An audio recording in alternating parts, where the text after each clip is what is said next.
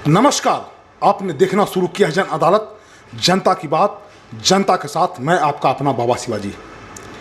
2 से 3 महीना के बाद बिहार विधानसभा चुनाव का आगाज होने जा रहा है और चुनावी आचार संहिता लग जाएगा।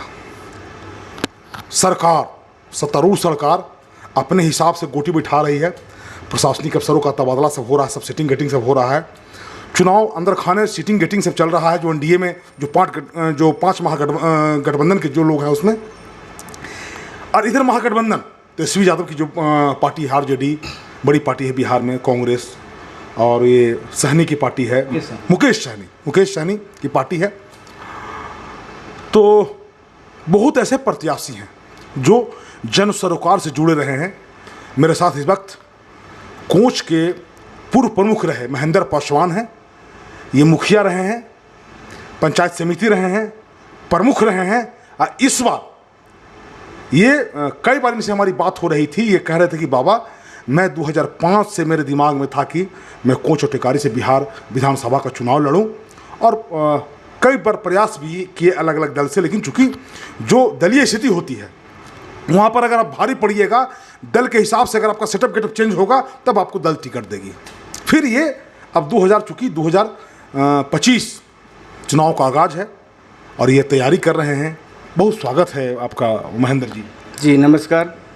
महेंद्र जी, ये बताइए कि आप सुदूरवर्ती एरिया जो कोच टिकारी कोच का है, और किसी ज़माने में नक्सलियों का गढ़ माना जाता था, कावरगढ़, आप वहाँ से आते हैं, मिट्टी से जुड़े हुए रहे हैं, गरीब के लिए काम करते रहे हैं।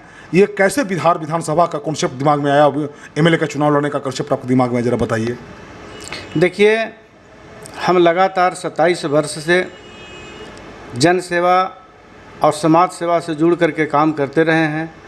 हम 97 में नेहरू युवा केंद्र, युवा कार्य एवं खेल मंत्रालय, भारत सरकार के स्वयंसेवी संगठन के माध्यम से कोच टिकारी विधानसभा में 106 गांव में यूथ क्लब का गठन किया था।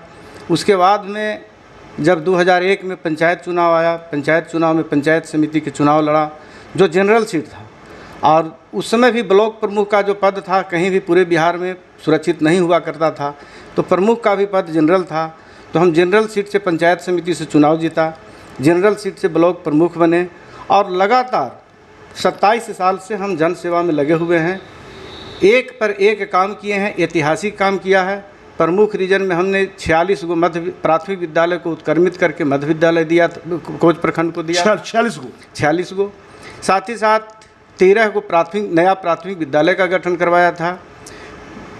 आम आवाम गरीब गुरुआ के लिए दुधारू पशु गाय एक दिन में मेला लगा करके 500 से अधिक गरीब लोग के गाय वितरण किया था। और पूरे देश में, पूरे राज्य में 13 प्रमुख के भारत सरकार ने सम्मानित करने के लिए चयन किया था। उसमें 13 प्रमुख में पूरे बिहार से, जिसमें एक महेंद्र पासवान के रूप में हमें भी चयन किया गया था। भारत सरकार के प्रधानमंत्री मनमोहन सिंह हुआ करते थे, और ये पंचायती राज मंत्री मन्नी शंकर अय्यर जी थे, जो दिल्ली के विज्ञान भवन में हम लोग के पुरस्कृत किया गया था।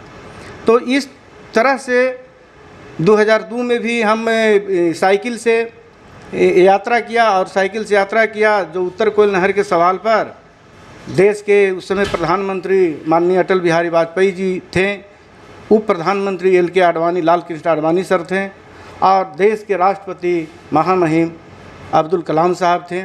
हमने साइकिल से 25 साथी के साथ में कोच से गया होते हुए, पटना होते हुए दिल्ली तक के गए, और बिहार के मुख्यमंत्री राबड़ी देवी जी और प्रतिपक्ष के नेता बिहार सुशील मोदी जी थे।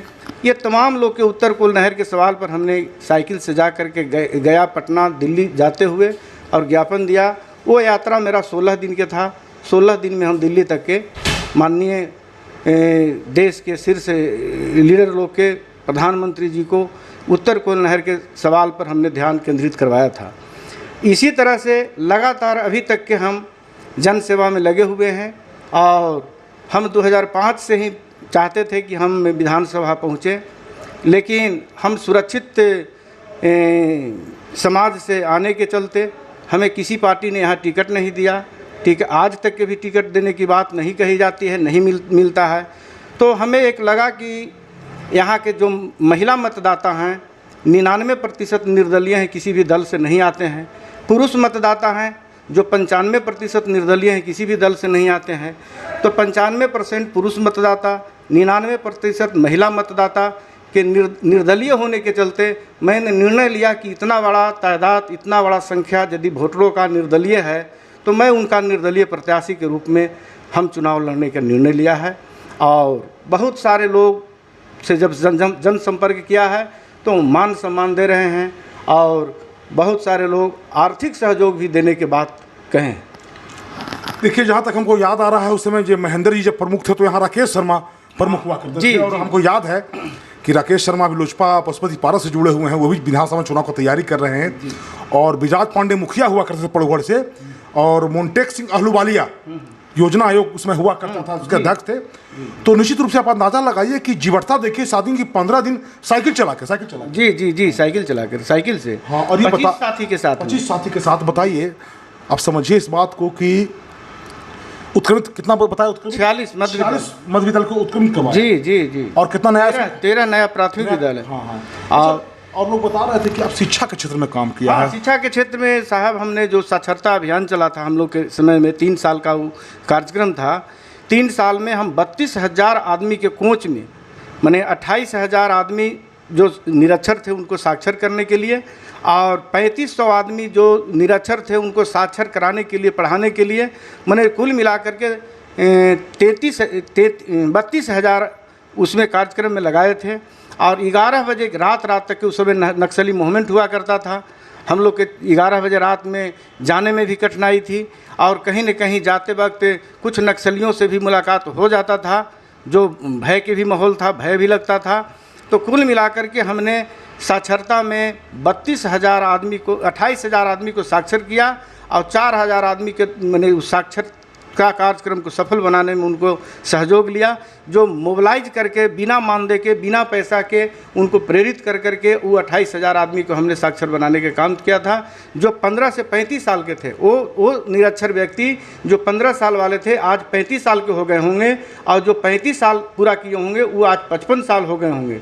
तो वो 30,000 आदमी जो हमसे जुड़े हैं आज भी हमारा साथ में जुड़ल है, आज भी जहाँ तहाँ जाते हैं मिलते हैं। हमने 500 से अधिक गाय दिया था। आज गरीब गुरबा के घर में झोपड़ी में जाते हैं, बैठते हैं, चाय पिलाते हैं और कहते हैं कि सर जो गाय आप दिए थे आज के 20 साल पहले, उसी के नतनी के दूध के गाय के चाय पिला कर रहे हैं आपको।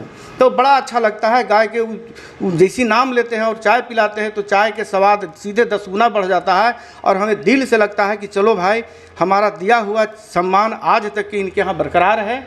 और अनेकों लोग के डीजल, अनेकों लोग के कुआं, अनेकों लोग के ज़मीन समतलीकरण, अनेकों लोग के उस समय, उस ज़माना में प्रधानमंत्री जी मनमोहन सिंह जी ने शौचालय का लोग के प्रेरित किया। हम 2001 में ही सैकड़ों शौचालय बना करके पब्लिक को दिवाए थे। तो इस तरह से लगातार पब्लिक के बीच में काम कर रहे हैं, और पब्लिक से आशा है कि हमें अपनाने का कष्ट करेंगे। और जिस तरह से जो मूवमेंट बन रहा है, जिस तरह से लोग जो जनसंपर्क में आ रहे हैं, तो उसके हिसाब से लगता है कि चुनाव। और आपको याद है बगल के गुरुआ क्षेत्र में रामचंद्र बाबू, वो तो कुछ भी नहीं थे, न वो वार्ड सदस्य थे, न मुखिया, न प्रमुख रहे थे। अटेंडम उन्होंने विधानसभा के चुनाव लड़ा था और बिहार विधानसभा में निर्दलीय विधायक के रूप में गए थे। मैं भी चाहता हूं कि यहाँ के 80 से 90% जो निर्दलीय मतदाता है उसका निर्दलीय प्रतिनिधित्व के रूप में हमें ज़रूर एक्सेप्ट करेंगे, हमें ज़रूर अपनावेंगे, और हमें विधानसभा भेजने के काम करेंगे। समझिए, ये कोच और अब तो टिकारी विधानसभा हो गया। बहुत सारे प्रत्याशी यहाँ हैं। वर्तमान में मगध के विकास पुरुष माने जाने में डॉक्टर अनिल कुमार हैं, प्रतिनिधित्व कर रहे हैं, 4थी बार विधायक बने हैं, 5वीं बार चुनाव लड़ेंगे।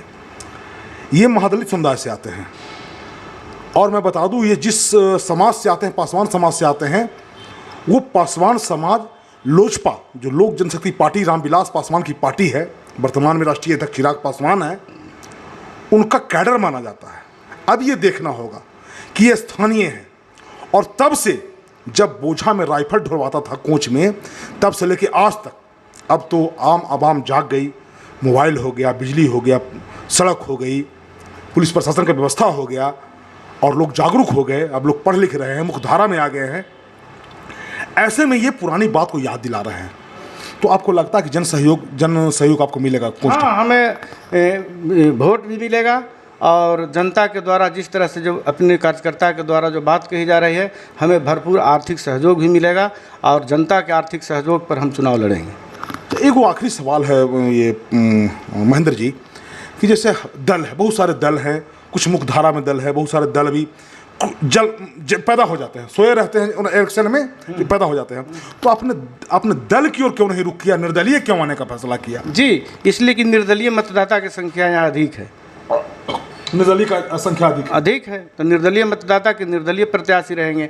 हमारे बहुत सारे मित्र हैं जो अन्य दल में भी हैं, जो हम निर्दलीय रहेंगे तो सबसे जनसंपर्क करने में हम लोग को जाने में कोई प्रतिबंध नहीं रहेगा। हम दल से रहेंगे तो बंध जाएंगे। हमारा कुछ आरजेडी में मित्र हैं, कुछ बीजेपी में मित्र हैं, कांग्रेस में हैं, हम में हैं, एलजेपी में हैं, रालोसपा में हैं, तमाम दल में हमारे साथी लोग हैं।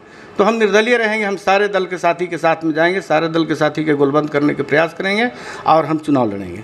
रही बात अभी आप सवाल किए ये चिराग पासवान जी क्या बात किए कि लोजप्पा है, क्या क्या है, न है, समझे ना।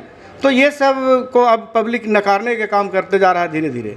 हम आपको ताज़ा उदाहरण देने जा रहे हैं। जीतनराम मांझी जी अगला चुनाव में यहाँ आए थे, हम लोग अनीत कुमार जी के काम कर रहे थे, उन्होंने बढ़का झूठ बोल करके गए थे यहाँ, चुनावी जुमला था या क्या था नहीं कह सकते हैं।